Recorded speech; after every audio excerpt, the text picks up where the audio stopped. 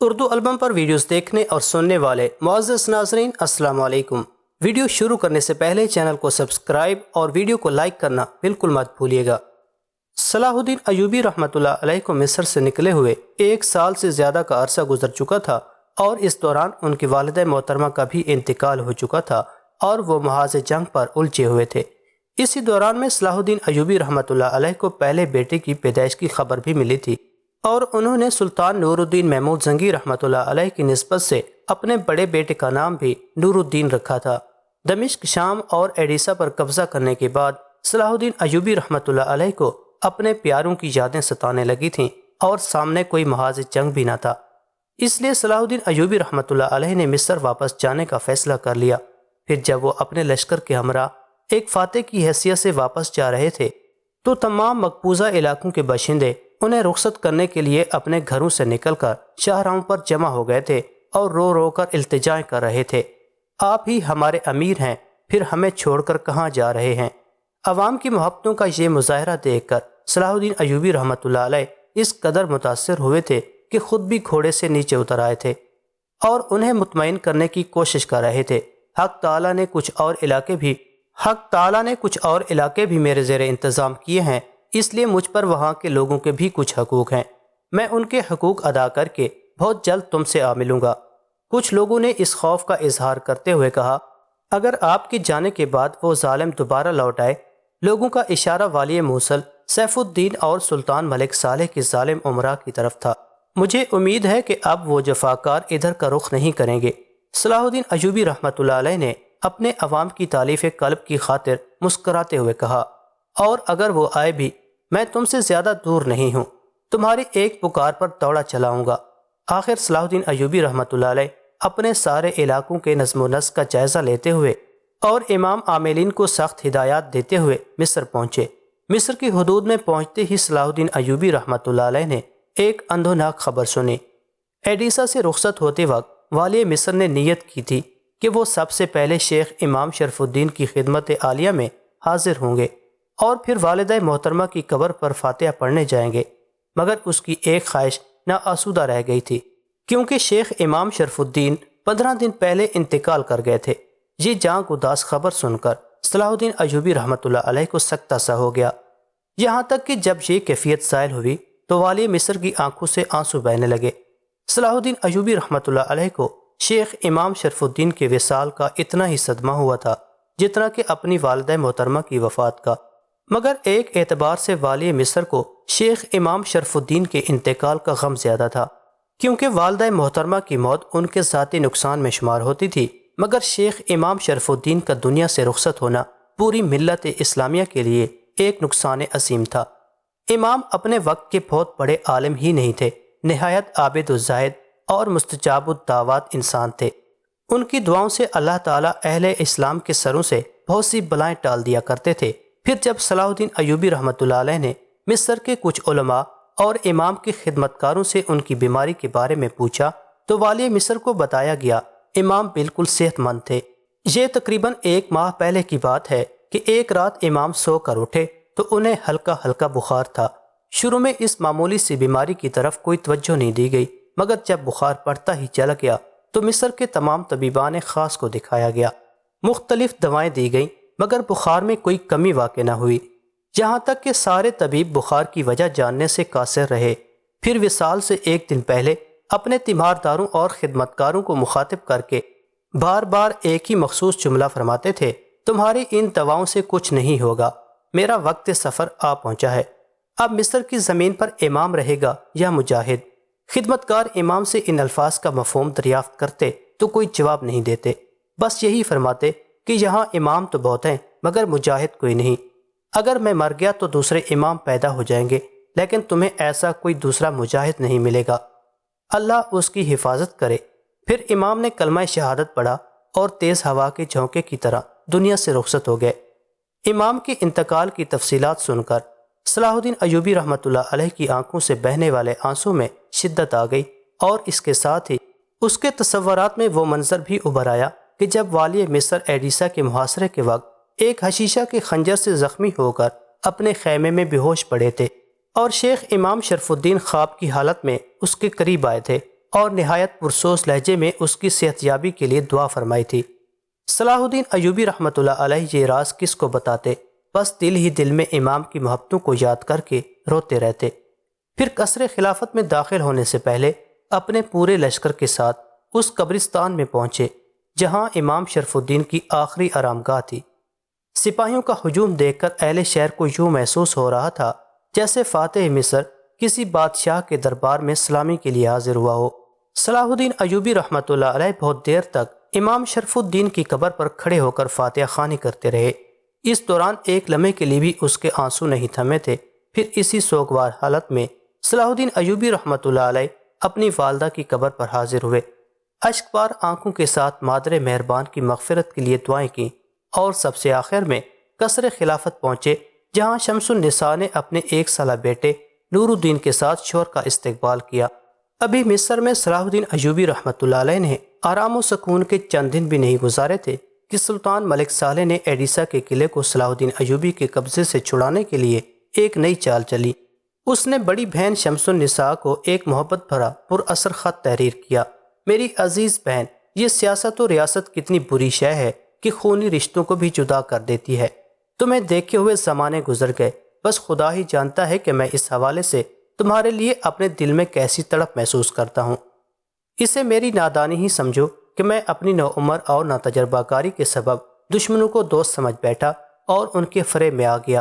اب آنکھیں کھلی ہیں تو وقت بدل چکا ہے۔ میں تم سے ملنے کے لیے بہت مضطرب ہوں، مگر کیا کروں کہ میرے اور تمہارے درمیان شکوک و شبہات کی خلیج حائل ہے۔ میری کم سنی اور نادانی اپنی جگہ، لیکن ان رشتوں کو پامال کرنے میں تمہارے شوہر کا بڑا ہاتھ ہے۔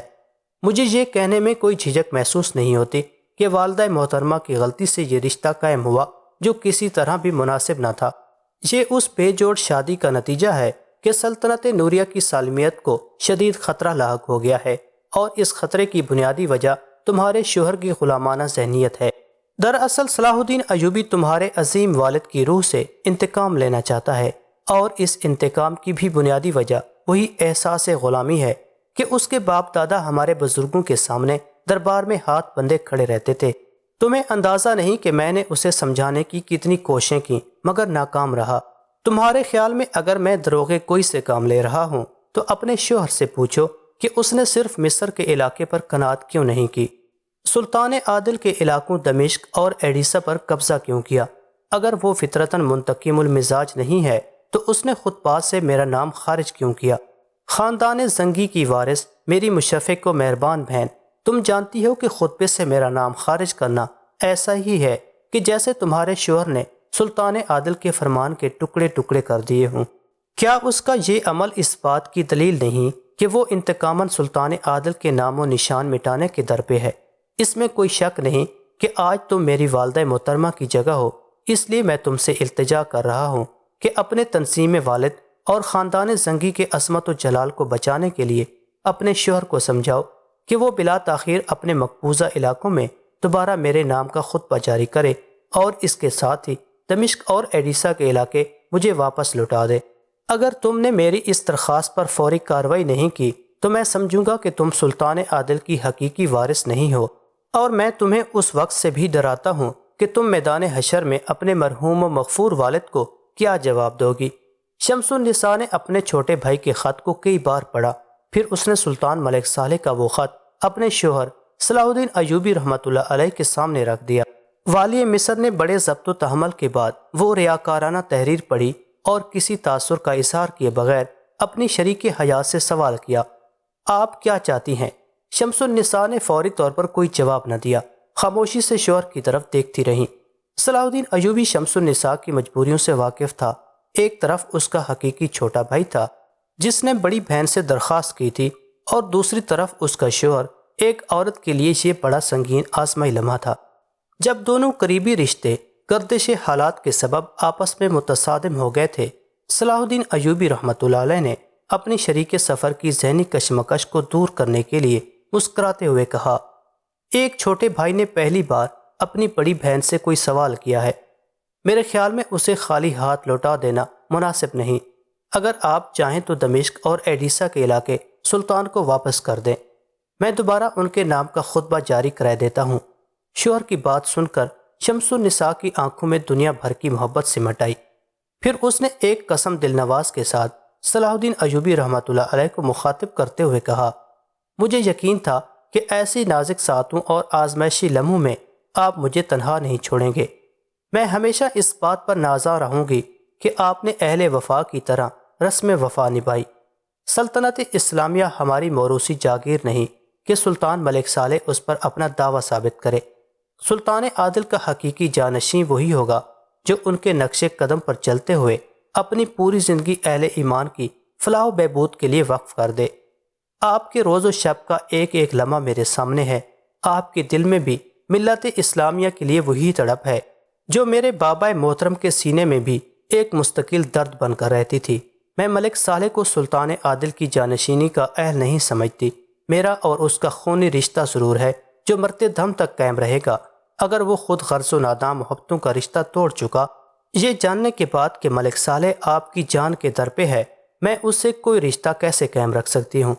اس کے بعد سلطان نور الدین زنگی کی بلند کردار اور جان باز بیٹی نے سلطان ملک صالح کے نام ایک مختصر خط تحریر کیا۔ میں جانتی ہوں کہ تمہارے اوباش اور گمراہ مشیر تمہیں سیدھے راستے کی طرف جانے نہیں دیں گے، مگر میں ایک بہن کی حیثیت سے تمہیں آخری بار نصیحت کرتی ہوں کہ جو کچھ میسر ہے اسے غنیمت جانو اور رعایا کی فلاح و بہبود کا خیال رکھو تاکہ تمہیں دنیا و آخرت کے رنج و الم سے نجات حاصل ہو۔ شمس النساء نے سلطان ملک صالح کے خط کا جواب لکھنے کے بعد وہ تحریر بھی اپنے شوہر کو دکھائی، جسے پڑھ کر صلاح الدین ایوبی رحمۃ اللہ علیہ کی آنکھوں میں آنسو آ گئے اور وہ نہایت پرسوز لہجے میں کہنے لگے، سلطان عادل کے مجھ پر بے شمار احسانات ہیں، مگر یہ احسان سب سے بڑھ کر ہے کہ تم جیسی محبت کرنے والی اور حق شناس خاتون میری شریک سفر ہے۔ اگر اس مشکل ترین مرحلے میں مجھے تمہارا تعاون حاصل نہ ہوتا تو خدا ہی جانتا ہے کہ میں کس اذیت و کرب کا شکار رہتا۔ شوہر کی جذباتی گفتگو سن کر شمس النساء نے انتہائی پرجوش لہجے میں کہا، اگر آج کے بعد ملک صالح آپ کے خلاف کسی سازش میں ملوث ہو تو میری طرف سے اجازت ہے کہ آپ آگے بڑھ کر حلب پر بھی قبضہ کر لیں تاکہ ہمیشہ کے لیے ان شر انگیزیوں کا سدباب ہو سکے۔ مجھے آپ سے کوئی شکایت نہیں ہوگی۔ اسی زمانے میں ایک اور المناک واقعہ پیش آیا کہ خلیفہ بغداد مستعصی بامر اللہ کا انتقال ہو گیا اور ناصر الدین اس کا جانشین قرار پایا۔ خلیفہ مستعصی کو صلاح الدین ایوبی سے ایک خاص نسبت تھی۔ وہ والی مصر کو مجاہد ملت کہہ کر پکارتے اور اس نے کئی بار صلاح الدین ایوبی کے لیے قیمتی تحائف بھی بھیجے تھے۔ اس کے علاوہ صلیبیوں سے مارکہ آرائی کے موقع پر وہ صلاح الدین ایوبی کو ہر قسم کی مالی اور فوجی مدد بھی فراہم کرتے تھے۔ اس تمام صورتحال کے تناظر میں والی مصر ایک مہربان حاکم اور دوست کی اعانت سے محروم ہو چکا تھا۔ مزید یہ کہ صلاح الدین ایوبی خلیفہ ناصر الدین کے کردار و مزاج سے بھی ناآشنا تھے، تاہم اس نے فوری طور پر اپنا قاصد بغداد بھیجا۔ قاصد نے دربار خلافت پہنچ کر سب سے پہلے صلاح الدین ایوبی کی طرف سے خلیفہ مستعصی کی وفات پر تعزیت پیش کی، پھر والی مصر کا ایک خط نئے خلیفہ ناصر الدین کے حوالے کیا۔ صلاح الدین ایوبی نے اس مکتوب میں ملت اسلامیہ کی افتراق و انتشار کی بڑی اثر انگیز تصویر کشی کی تھی۔ میں اس تلخ ترین حقیقت کو خلیفہ محترم کے گوش گزار کرنا ضروری سمجھتا ہوں کہ اکثر اسلامی ریاستوں کے حکمراں اخلاقی اعتبار سے انتہائی پستیوں میں اتر چکے ہیں، وہ بے غیرتی کی حد تک نفس پرستی کا شکار ہیں۔ میں حضور اکرم صلی اللہ علیہ وسلم کی سربلندی کے لیے ہمہ تن اور روز و شب مصروف ہوں۔ اس کے برعکس میرے دوسرے دینی بھائی مجھے نیچا دکھانے کے لیے صلیبیوں سے ساز باز کر رہے ہیں۔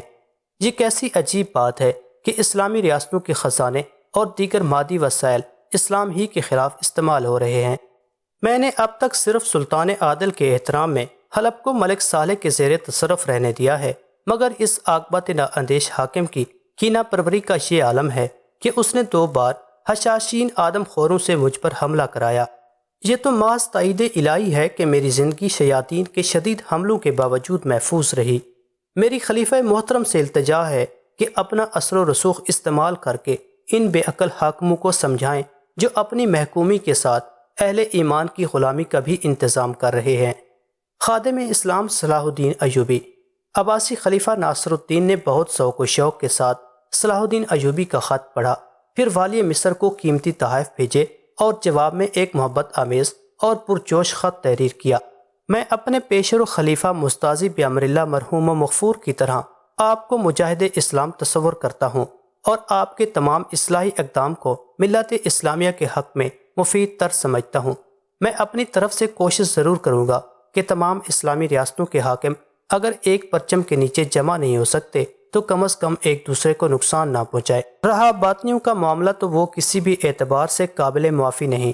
اگر آپ اس فتنے کو جڑ سے اکھاڑ پھینکیں تو یہ ملت اسلامیہ کی بڑی خدمت شمار ہوگی۔ حضرت عثمان غنی کی شہادت سے لے کر آج تک شیاطین کی یہ جماعت ایک دن کے لیے بھی چین سے نہیں بیٹھی ہے۔ بس اللہ ہی جانتا ہے کہ ان کی شر انگیزیوں نے مسلمانان عالم کو کیسے کیسے آزار پہنچائے ہیں۔ آپ بخوبی اس راز سے واقف ہیں کہ خلافت بغداد کس قدر محدود وسائل رکھتی ہے، پھر بھی میری تمام تر محبتیں آپ کے ساتھ ہیں۔ خلیفہ بغداد ناصر الدین کا مخلصانہ جواب پا کر صلاح الدین ایوبی کو ایک قسم کی توانائی حاصل ہوئی اور اس نے باطنیوں کے تمام گروہوں کا کلہ کما کرنے کا فیصلہ کر لیا۔ پھر والی مصر اس ارادے سے شام کی طرف بڑھے اور انہوں نے ان بدعقیدہ لوگوں کی بستیاں اجاڑنی شروع کر دیں۔ چونکہ صلاح الدین ایوبی کو باطنیوں کی کمی گاہوں کا صحیح پتہ نہیں تھا، اس لیے بہت سے حشیشان خفیہ راستوں سے فرار ہو کر اپنے امیر سنان کے پاس پہنچ گئے، جو عرف عام میں شیخ الجبال کہلاتا تھا۔ اس موقع پر بہت سے بوڑھے، بچے اور عورتیں اس کے ہاتھ آئیں۔ والی مصر کے عمراء نے اسے مشورہ دیا کہ ان تمام اسیروں کو قتل کرا کے ان کے گھروں کو آگ لگا دی جائے۔ صلاح الدین ایوبی فطرتاً ایک نرم دل انسان تھے جو انتہائی حالت مجبوری میں انسانی خون بہانے کے لیے اپنی شمشیر بے نیام کر دیتے تھے، ورنہ اکثر مواقع پر قتال و دجال سے گریزاں رہتے تھے۔ یہ اس کی صلہ رحمی تھی کہ مسلمان تو مسلمان، وہ عیسائیوں کو بھی معاف کر دیا کرتے تھے۔ باطنیوں کے سلسلے میں بھی وہ اپنی اس روش پر گامزن رہے۔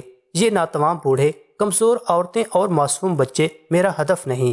میں ان سرکش باطنی جوانوں کی تلاش میں ہوں جو صبح و شام نئے فتنے اٹھاتے ہیں۔ آخر یہ انہی بدعقیدہ لوگوں کی اولادیں ہیں۔ انہیں معاف کر دینا ایسا ہی ہے کہ جیسے ہم چھوٹے چھوٹے فتنوں کی پرورش کریں اور پھر یہ فتنے جوان ہو کر پوری طاقت کے ساتھ اسلام پر حملہ آور ہوں۔ ایک امیر نے صلاح الدین ایوبی کے فیصلے سے اختلاف کرتے ہوئے کہا، ہماری جنگی قوانین بھی دوسرے قوموں کے اصولوں سے مختلف ہیں۔ ہم بوڑھوں، بچوں اور عورتوں پر ہاتھ نہیں اٹھا سکتے۔ اللہ ہمارا حامی و مددگار رہے۔